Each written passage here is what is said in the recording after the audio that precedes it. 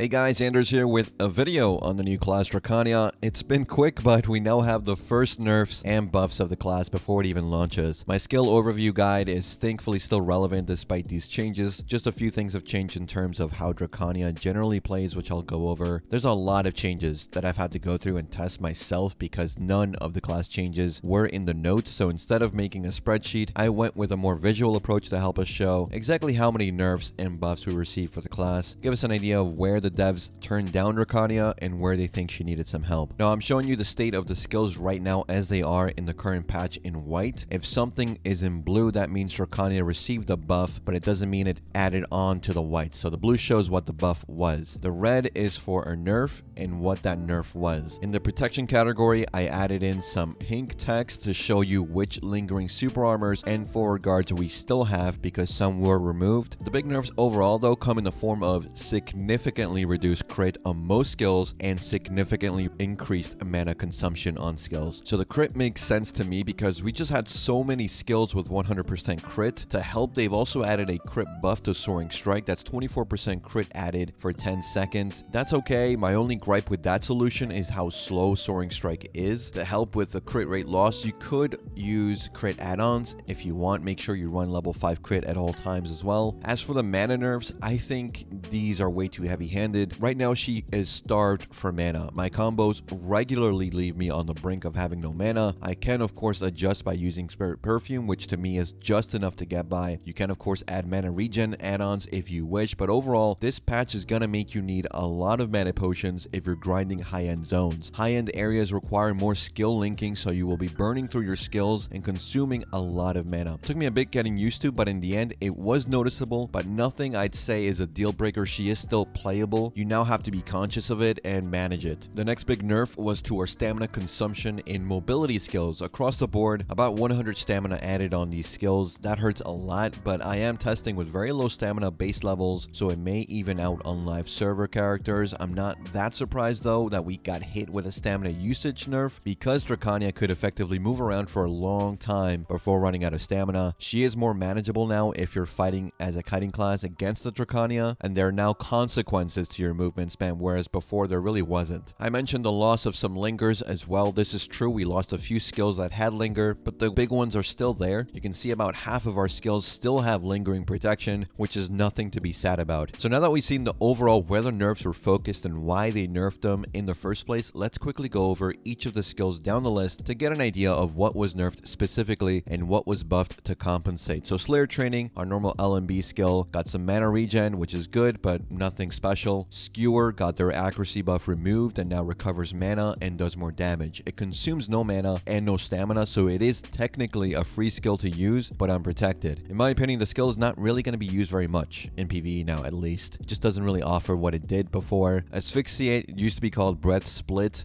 Now it's called Asphyxiate. Don't know why, but it consumes more mana. Barely used ability, I think, will remain barely used. Omni Slash no longer has the evasion shred effect. It does more damage to compensate. Less crit though, more accuracy, and now does a DP shred of -20 for 10 seconds. Is still a solid skill that can be cancelled with some skills. I've noticed it works well with Azure Onslaught linking, so you can get the skill out quickly. Skewer works very well, but I don't really think you should be using Skewer as much now in PvE. For some reason, Azure Onslaught is not listed on the tooltip. Maybe they'll do it in the future. Embers no longer has a down smash, making it actually useful in PvP for combos, has less crit, and still maintains that AP buff, which is pretty good. It sadly no longer has Ion Generation. We'll see why in a little bit when we take a look at Abyssal Fang. Now, Azure Onslaught no longer has the knockdown CC. Instead, it's a stiffness CC, has less crit, but is overall still an awesome skill to use. Of course, we don't have that super armor linger anymore, but it's not too bad since your linking skills usually should still be your go-to opener for everything. Dragon's Maw does more damage, has more crit, and now has that 9% evasion shred, which used to be on Omni Slash. This skill has a float into a down smash effect, so it's going to be a little finicky to use in PvE. I wouldn't really bother with this unless you really need that evasion shred for a particular zone. Otherwise, I think it's too slow. Marthinen's Breath, still my favorite skill in the whole kit, was mostly untouched, thankfully. They took away the DP shred and gave it to Omni Slash. Breath now has a pain damage over time effect, which is okay for a little bit more damage, but nothing really changed aside from that. Brimbolt Raise does less damage, no longer has a knockdown in PvP, has less crit, and now has the accuracy buff that used to be on Skewer. This skill was already amazing in PvE, and despite the initial nerfs, less crit, less damage, the buff of getting that accuracy effect lets it remain a solid must-have skill. There is also some strange effect that seems to suggest the skill will now generate ions without needing to hit enemies. The thing is, if you use the skill by itself, it's not going to generate any ions. If you link it with any skill beforehand, it will generate ions without needing to hit anything. Either way, Raise is now one of our strongest skills overall, especially with a linger if you want to use it. Having a forward guard linger is just really nice to have. Blazing Strike does less damage, has a lower cooldown, which is nice, and still remains a solid skill. Only 7% damage nerf isn't that bad considering it's one of the strongest skills in the entire game. Marthanen's Flourish now has a stun CC in PvP, does more damage in PvP, making the skill even better than it used to be. AoE stun that can be gap closed by using Marthanen's Wings or Refraction is strong. Eviscerate now does more damage, has lower cooldown, also does knockdown instead of knockback,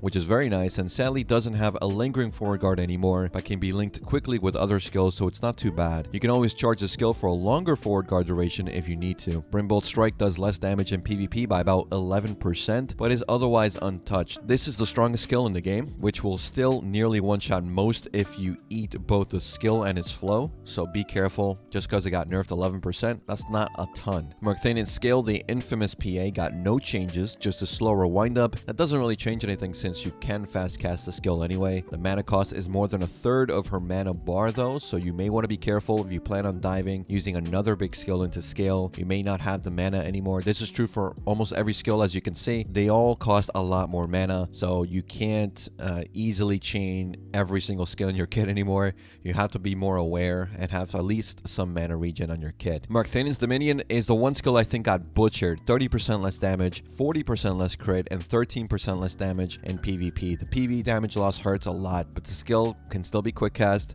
It can still be cancelled with Abyssal Fang, so it's still worth using for that AoE damage. It's just a shame it got nerfed that hard on PvE damage. It did hit hard for just a normal skill, I guess, but 30% is a lot. Dragon's Fury, your E-buff now costs more mana, about half of your actual mana bar, which is crazy. Otherwise, it remains the same. Scales Bastion, your Q block remains untouched. Dragon Walk, your SA dash got a cooldown reduction, which is nice, but now costs 100 more stamina. Abyssal Fang does a lot less damage, which is fine. You weren't using this skill for damage. Less crit, no mana recovery, but now gives you 4 more ions on hit, so 6 ions from this one ability. That's really good. That's super strong and should be used in every combo you craft. Refraction, your iframe dash now has a 1 second longer cooldown, which is sad to see. This is our only iframe in the kit, which means we will be more vulnerable to faster classes that rely on grab or quick CC. The stamina consumption has also increased by 100. Soaring Assault is a super armor attack from Refraction and now has no cooldown, but is still fairly slow. It does give us that crit rate buff of 24% for 10 seconds, but you need to hit an enemy for it to proc, making it less than ideal in my opinion. Dragon's Advance now costs 100 more stamina, which again is a nerf to our mobility. Marthanen's Wings now cost a whopping 400 stamina, 100 more than before. You're gonna feel it if you spam this too much. Marthanen's Claws now cost less stamina since it can only be used after a mobility link anyway, so overall you're still using more stamina using this, but it recovers some mana as well. And lastly, the tools we have, the 100% and the 200% have been butchered in PvP and now deal about 20% less damage in PvE as well. And that's pretty much it for the changes. I hope I was able to shed some light and give you some clarity on what actually changed, what the mentality behind the changes were from someone who has been playing the class for about a week now. PvE feels fine, honestly, after this patch. Like I said, don't worry too much about that. As for her PvP potential, duels will always be difficult without a grab, even before this nerf, but don't underestimate her in group just because she got some damage toned down and some stamina nerfs. Her hardest hitting skills will still deal a chunk of damage if you're not careful. There is no split damage on them. I hope this was useful, guys. I'll have more Drakania videos out on the channel soon. Let me know what you guys think about the changes in the comments, and I'll see you guys in the next one.